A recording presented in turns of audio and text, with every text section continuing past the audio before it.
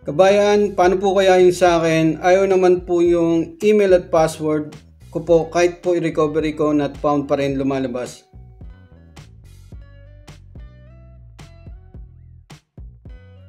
Yo, what's up mga kabayan? Welcome back sa akin channel, OFW Nonoy. Bali, ang sunod ko pong i-share na video mga kabayan is kung paano mag-account recovery sa DMW e-registration. Ayan, para masagot na rin natin yung tanong ni kabayan. Shoutout po sa inyo Ma'am Jenaline. Kabayan, paano po kaya yung sa akin? Ayaw naman po yung email at password ko po. Kahit i-recovery ko, not found pa rin lumalabas.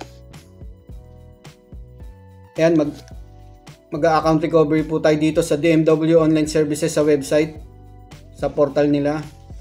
Dito po tayo kukuha ng OAC. Ayan, sa magbabakasyon po. At pabalik sa abroad. Kasi minsan once a year or every 2 years lang po natin nagagamit to, kaya nakakalimutan po natin yung username at password natin. Gagawin po natin account recovery. Ayun mga kabayan, pag hindi po gumana yung account recovery at wala pa ring dumating na confirmation email, magsasubmit na po kayo ng ticket sa DMW Helpdesk. Bali yun po yung susunod nating video mga kabayan. Okay, simulan na po natin. Punta po tayo ng Google, tapos type po natin DMW Online Services. Ayun sa unahan, e-registration. Lagi po nating ilalagay sa description yung link ng DMW website. Lakayin lang po natin to. Yan, e-registration. Click nyo po yung let's go.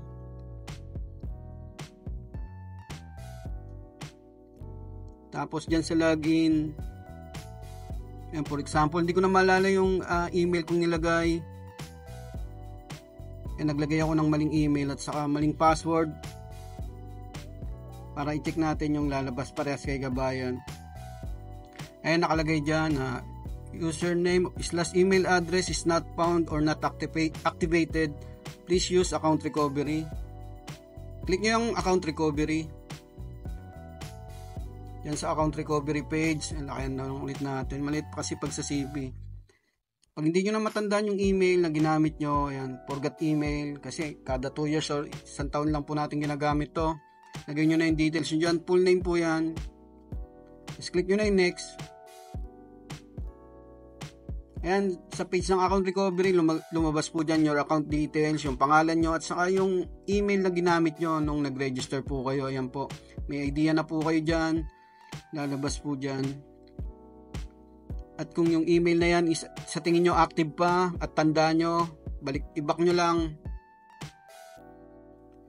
Ilagay nyo na yung email address nyo po dyan. Sa binigay kanina. Ayan, syempre may idea na po tayo kung ano po yung kabuuan ng email na yon. Pag okay na, click nyo na yung next.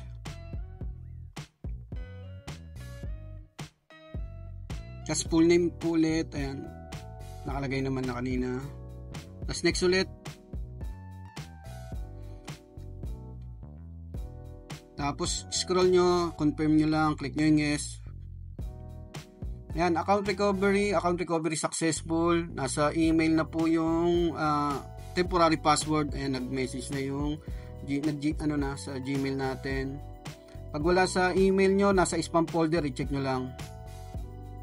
Ayan yung temporary password. Your temporary password, i-copy lang natin yan. Tapos balik tayo sa sa e-registration. Click nyo ulit yung let's go. Lagyan nyo yung username nyo muna. Tapos yung temporary password. Balik tayo, nakalimutan ko. Copy natin ulit. Ayan yung temporary password. Ayan po yung mga capital letters. I-copy nyo yan. Pwede nyo ring i-type manually yan. Tapos i-paste nyo na dyan. Tapos click nyo na yung login. Ayan na, mag-change password na po kayo. Tandaan nyo na po yung username, yung email na ginamit nyo at password na ilalagay nyo. Lagyan ko lang password. Tapos change password. Ayan na po yung natin sa DMW registration mga kabayan. Na-recover na po natin. Ganoon lang po gagawin nyo mga kabayan. Once na nakalimutan nyo yung email or password. Maraming salamat. Ayan ma'am, sana nasagot ko po yung katanungan at problema nyo po. Abangan nyo po yung susunod na video natin mga kabayan.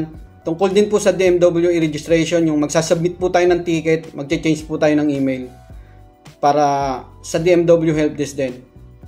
Maraming salamat. Pakipollow na lang po ako sa aking YouTube channel at Facebook page, OFW Nonoy.